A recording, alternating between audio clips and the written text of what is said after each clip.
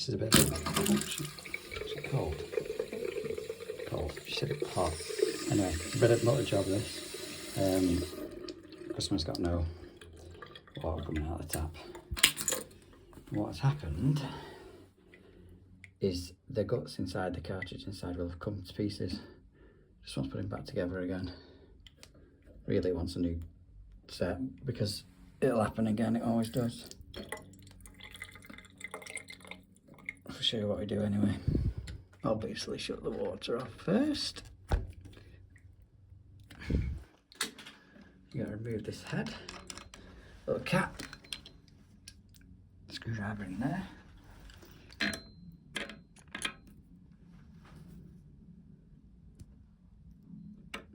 We'll need 2 hands for this, no.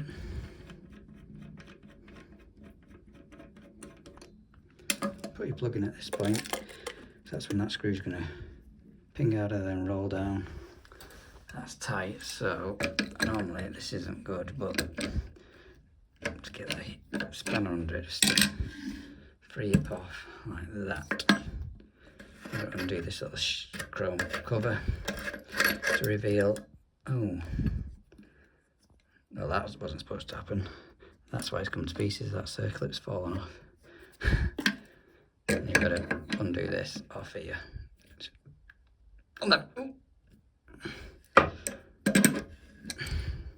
Wouldn't normally be able to do that one-handed.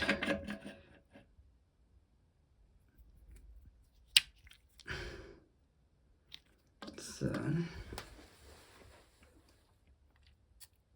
what I thought had happened is this part had come away from that.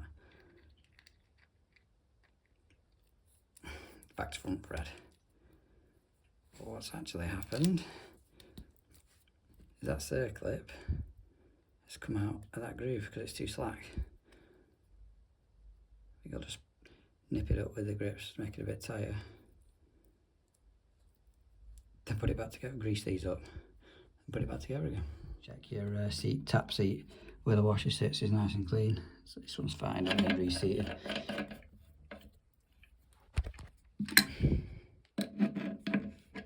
Give that a nip up.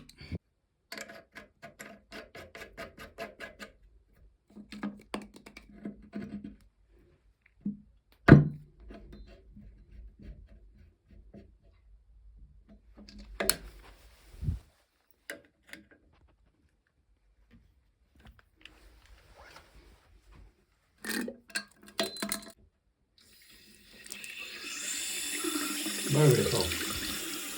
Tying that back up, put that cap on. Get out of here. Right, so turned up to this one now. I've got 2 toilets here, now an identical. Not flushing properly. I'm guessing the siphon washer's gone. But also this sticks every now and again. Haven't got a washer for it, so I'll swap it out for a Skylo. Obviously I've turned water off now, so get this overflow disconnected. I've got one Thomas Dudley, can't remember the name, turbo siphon in the van. But I've only got one and I've got 2 of these to fix, so it would be better with a one that you can disconnect from the top in the future rather than this one-piece unit. I'll see what the customer says. It's their money I'm spending. And also you wouldn't need this overflow because the new siphons have them built in.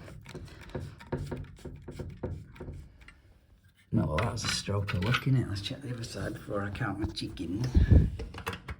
Oh yes. Sorry, my finger's over it. Lied on the toilet. Sometimes, and most of the time to be fair, these are normally all rusted up.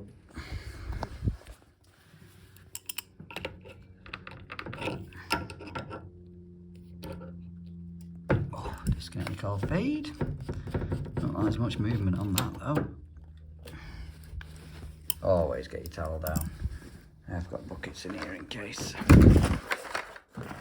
My plumber tubs. That should be all disconnected. No screws to the back of this one. So pull that up, pour the rest of the water in the shower. Obviously get another towel down, sometimes things can be all rusted up. That donut washes as hard as nails. Someone's been weeping at some point as well.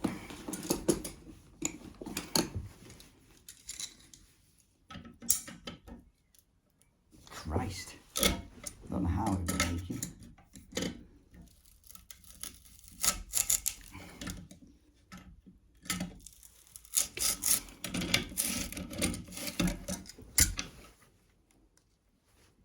My God.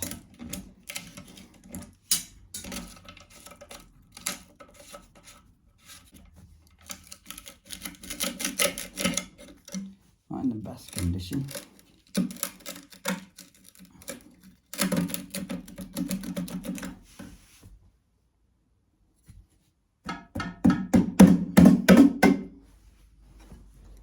Swapping the ball valve on this as well. So these are the Skylo 4-in-1 valves. This is a plastic shank one, you can get a brass shank version. But the reason why the 4-in-1 is because you have a 1/2 inch thread and you can put in, if needed, the 3/8 thread. Bottom entry, like this one is. Or you have a side entry point. That's why I keep these in the van, just in case you have a side entry ball valve you turn up to that needs changing. You don't have to keep 2 separate ball valves in the van. Like I say, you can get these with brass shanks instead of plastic, but the plastic one is cheaper. So 9 times out of 10, that's why I opt to use them. Adjustable height, obviously. You spin that down to whatever position you want. Approximately a tenner, including that.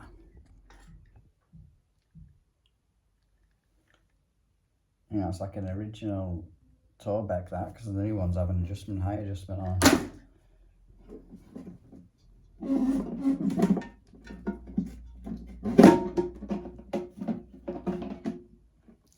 Again, that washer's seen better days. That is possibly why it's been leaking, so we might replace that. And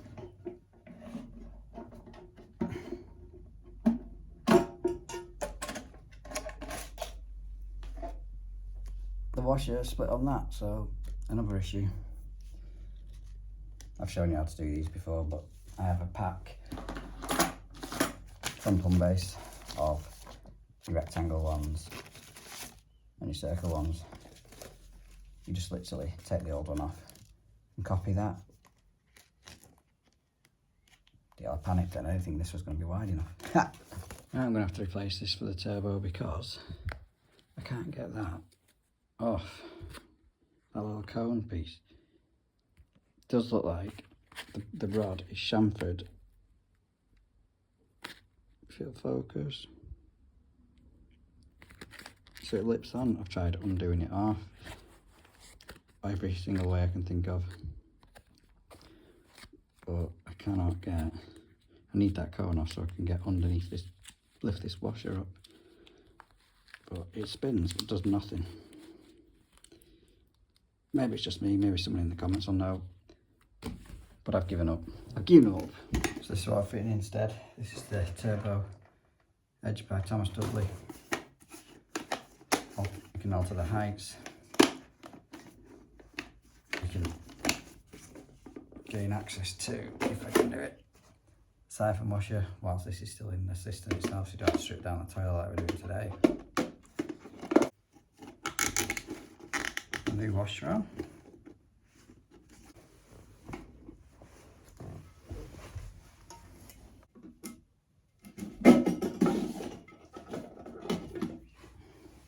So the rod that comes with it is too long, so what's happening is when the handle's pulled to position, it's actually lifting up, so it's already started to flush, which won't be a problem until you come to flush it, and then you don't have as much water will siphon out. So I'll swap it for the one that's actually off the toilet.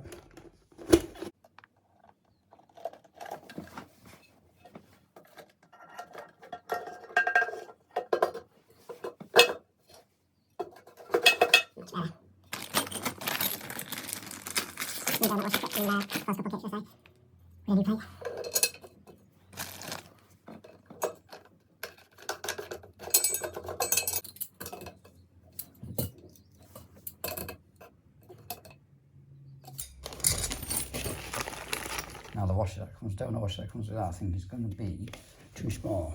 The whole of the toilet is too big. This just falls inside, so it's not going to create the seal on the bottom of the cistern to the top of the pan. It's going to be this bigger one here. And she'll sit nicely and squash the cistern down onto the pan and create a seal. That's just a cistern accessory kit, that. Comes with all the bolts for other close couple toilets. I'll just keep them bolts in the toilet spares box. End up with a million of these. Put a new fibre washer on there. Slide our bolts onto the new bracket that no doubt fall out when I try and put it in there. We've got some rubber washers and wing nuts to tighten up underneath there. So the order of these going is rubber and metal washer, because you don't want the metal tightening up against pot. You don't go down so well. Just nip them up a bit before I go any further. I'm just going to start, even though it doesn't need this overflow anymore, it'll look better it still being on, rather than me cutting off and a hole being in the wall. I'm going to try and start both these two threads before I make everything pull down too far and then I struggle. That's everything tightened up there now, so I will go and turn the water on and give her all a test. Did go together a bit too easy, that, so I'm not expecting it to not leak first time.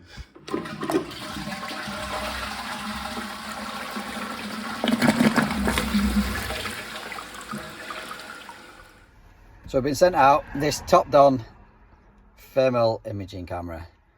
Now, how you'd use this in our trade is obviously testing temperature things such as radiators, circulation, and most importantly probably underfloor heating. This connects straight into direct into my Apple iPhone, but you can buy ones that will have the adapter for Android. If that's a Samsung, then Samsung, things like that.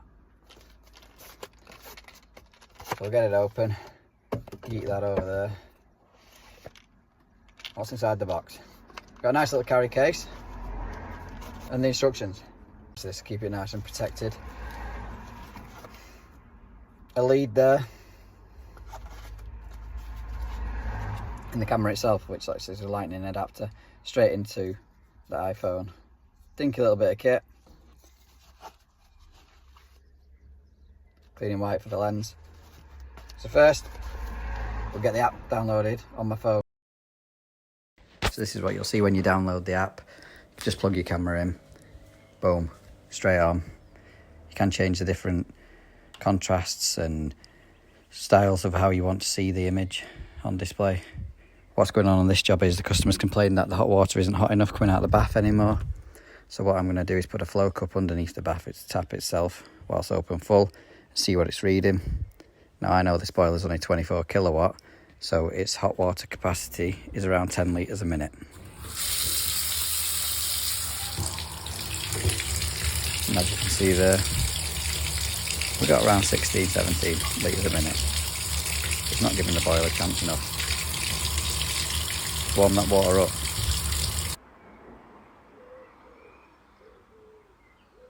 So you're pointing that cursor directly at what you want to be reading the temperature of.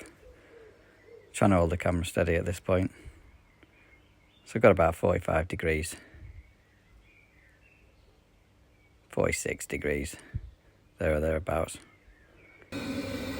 So all I'm going to do is reduce the flow on the cold supply coming into the boiler slightly, just to bring that flow rate back down to around 10 litres a minute. But on this one, it's looking like we've got a blockage in the plate anyway. So I'll price to replace that for them, but for the time being, we're getting 10 litres a minute now.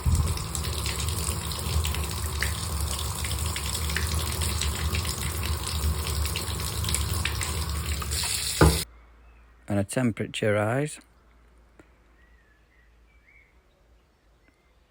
54 degrees, 55 degrees, we'll take that. Like I said, the plate on the boiler has got a partial blockage in, so we will have to investigate it further. but for the time being, you get a nice scalding hot bath. Tell which one was the hot pipe on that. Here I'm just looking at the plate in the back of the boiler itself, just seeing what readings it's giving. Well, like I say, different uses you can use this for. There we have it, a quick run through of the top done. TC002. No matter what you're watching it on, there will be a link, Amazon link to this camera. Don't forget, you need to order the correct one for your mobile device. It isn't cheap. I think it's £279, somewhere around that. None of the thermal imaging cameras are cheap. This is dinky. Like I say, it plugs in the phone. You don't need to worry about charging another device up, because most of the time your phone will be charged. I did so many different scenarios you could use this for. Finding pipes in walls, like I say, chasing blockages, tracing blockages. And for instance, if you've done a power flush on a system, you can show the customer the before and after. You can take screenshots, you can take videos like I've done. Just multiple different uses. So if you're in the market for one of them, from the little use I've had so far, I'd recommend it. Now obviously you wouldn't use this in the situation that I've used it on. You'd use a temperature probe, but without being at a property with underfloor heating that needs investigating, etc. I've been unable to do that today, but just proves you can use it for multiple uses.